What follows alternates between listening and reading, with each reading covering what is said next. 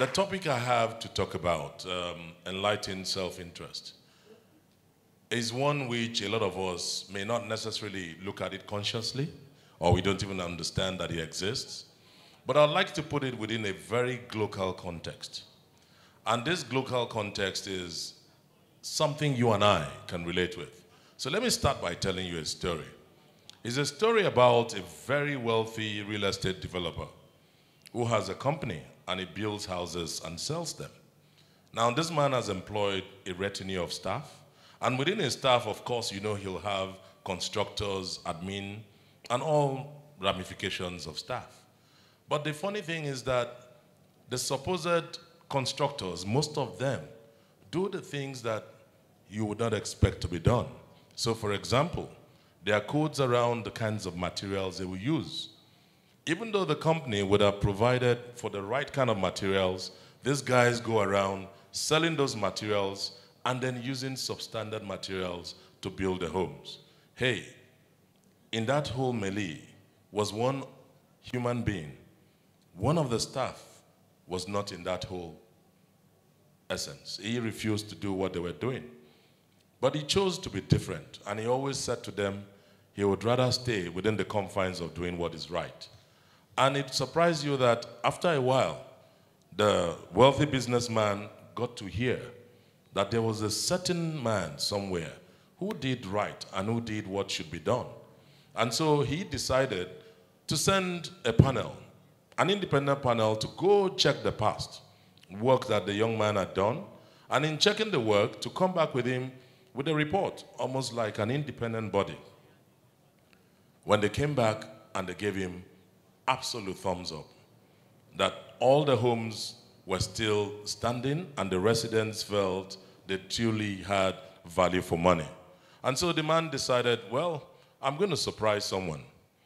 And then he decided to now build or buy a plot of land in a very plush area. A plush area you can reckon within our confines in Lagos would be, I'll leave you to guess, wherever you think is plush.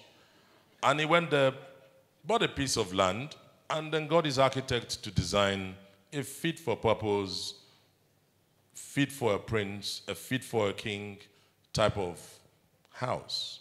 And when the architect did that, he turned over the design to this staff of his who was a constructor. And he said to him he wanted him to go build that house.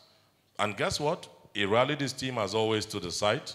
They built it, and when they finished, they completed it on time using the right materials, almost doing exactly what he does on a daily basis. And the time came for commissioning. And so the wealthy real estate developer decided to invite his friends and invited all members of staff to be at that commissioning.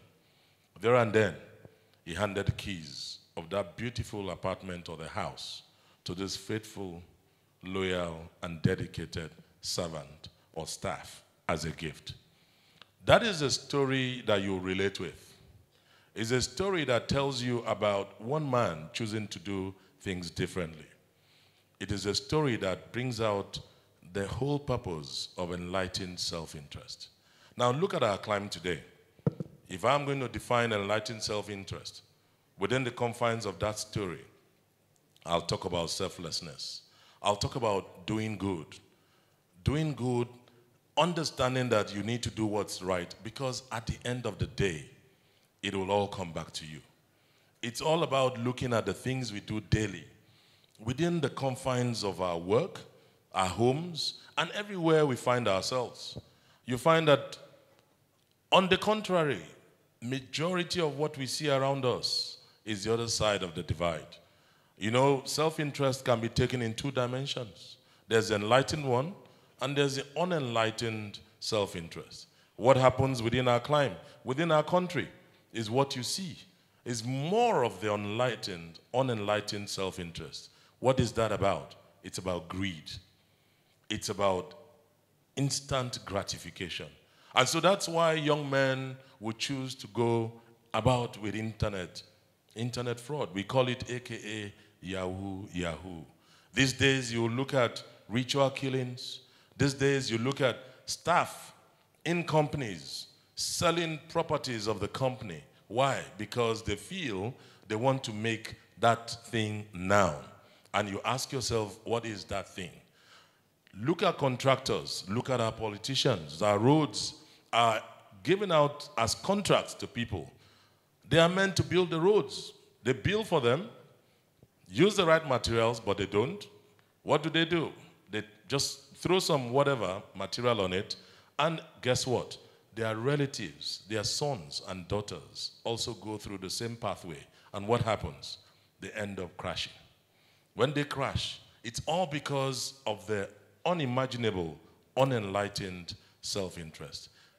Ladies and gentlemen, aren't we tired of walking on a pathway that is wrong? Enlightened self-interest is something that needs to come back to our polity. What does it mean? It means that you and I have to do things differently. It means that whenever you find yourself sitting in a place where you have to do something that is not right, and you know within you it's not right, don't do it. That young man that sat in that space did what he did consistently, and he was rewarded. He never knew that the house he was building was going to be for him. Do you ever think about that when you're at home, when you're at work, when you're at play? Because we all think about now, now, now. It has to be now. Then the big question is, how did we get here? The first, among so many reasons, I always like to cite, diminishing values. And it starts from the family. The second thing is a lack of societal ethics. People don't know what is good and what is bad. They tell you it's a divide. You know, there's a divide. Yes, good, not so good, yes. Anytime you say it is already bad, it's bad already. Not so bad, it is already bad. And that brings the third part. We over-celebrate mediocrity. When things are wrong, people say, manage it like that. That is madness. It's not even the beauty that brings out, like we saw here. No, it's taking us from being unconsciously incompetent to being grossly incompetent as a people and as a nation. Is that where we want to be? Is that the Nigeria of our dreams? Let me tell you, my friends, if you think we are where we are now, take it back 30 years ago, 40 years ago. Some people slept on duty. They abdicated the responsibility of enlightened self-interest. And today, you and I are paying that price. Think about 30 years from now. If we don't start now, all of you in this room listening to me, those of you that will be watching, if you don't start now, with just two basic things I'll ask of you. The first thing is a heart of compassion. Let's start with that. And the second thing, not so difficult, is just to get into the space of doing good. And when we do that, what will come through? It's a nation that works. Every nation, it's about its people. Every nation has the best of things in it. It's just the people to harness it. And when you don't harness it, you have instant gratification versus delayed gratification. I say to my friends, I'm an apostle of delayed gratification. Let me tell you a personal story, especially for my young friends who are here. At the age of 26 or 27, I had a rare privilege of working at Guinness, Nigeria, as I was appointed brand manager Satembrow. I launched Satembrow many years ago. In 1994, in that particular year, my boss, Chief Ulumba, gave me a singular honor to look through and host the pitch by all the advertising agencies we had. So we had the likes of Prima Garnet, led by Lulu Akinwumi. We had Campaign Palace by Ade Akinde, and we also had LTC and colleagues. LTC advertising then was led by Billy Lawson. These were three solid agencies at that time with three serious men of integrity and prowess. And they went through that pitch, which I had the privilege as a young little executive to superintend. At the end, LTC won that pitch. They won the pitch with a narrow margin over PG. That's Prima Garnet. And I tell you, and I kid you not, by the time I went through the scale of why and the score, why it had to be LTC and not Prima Garnet, it was just one thing. I can tell you, I've never said it before. It was because they had handled fast-moving consumer goods in their repertoire. So it was going to be easier than what Primaganet had not at that time. That was the tipping point. Guess what? Many years after, contrary to what it is today, pitches are not done transparently. There's no trust. There's openness isn't there. The dogs have taken over. And why? Because it's unenlightened self-interest in the Marcoms industry. That should be killed. It should die. But I've not finished. Here I was. So if you are here as a brand manager, marketing, commercial, whatever title, keep the title. You don't need a title to be a leader. If you are in any role that you have to superintend over any contract, over anything that has to do with the now, and you mortgage it like I did not mortgage by taking a bribe or facilitating any of these men, let me tell you the end of the story. Many years back, I found myself in the council of APCON. APCON is the Advertising Practitioners Council of Nigeria. Lolu Akinwumi was the chairman. Ade Akinde was chairman ASP, and I was president of the Advertisers Association of Nigeria. There is no way any of these men would have allowed me to come sit in that council if I had taken a bribe from either of them or any of them to facilitate giving that job to whoever won it. They would have known. If you think you are hiding under a little finger now, it will become a thumb, and after it will become a hand.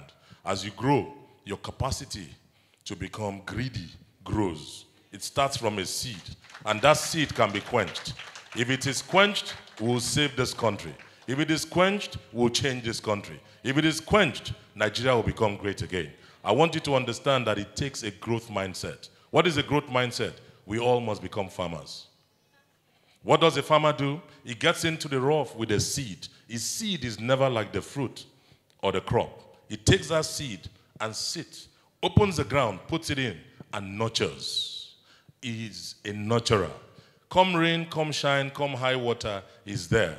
And when the time of harvest comes, he brings out a crop, something you and I, not just his family, something the whole world will benefit from.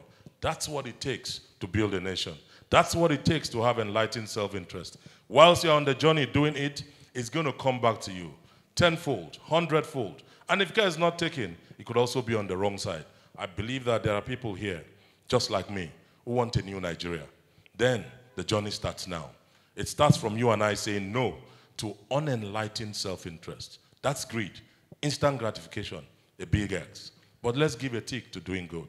Let's give a tick to being a better country, a better people, and we'll make the best of what we have.